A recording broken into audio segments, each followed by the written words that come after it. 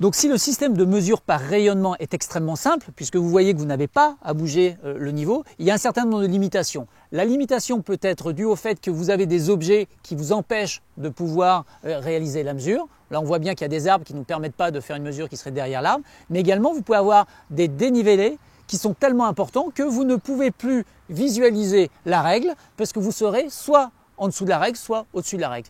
Dans ce cas-là, on est obligé d'appliquer une autre stratégie, et cette stratégie, c'est la stratégie de la mesure par cheminement.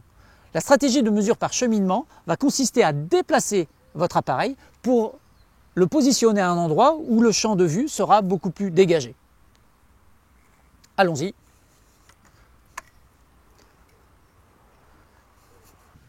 Bien, donc nous venons juste de déplacer le niveau et le trépied. Nous avons réalisé évidemment exactement les mêmes opérations de mise en œuvre, de manière à toujours garder ce niveau parfaitement horizontal.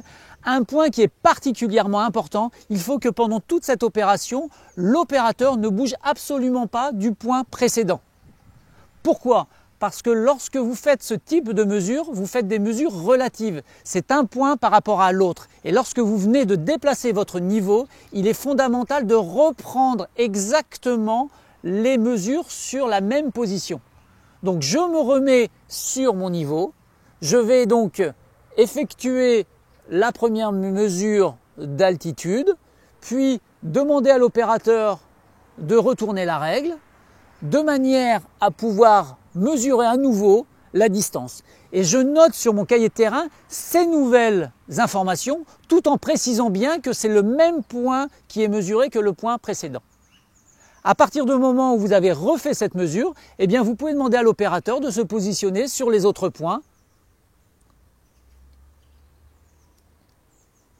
Vous pouvez ensuite effectuer les opérations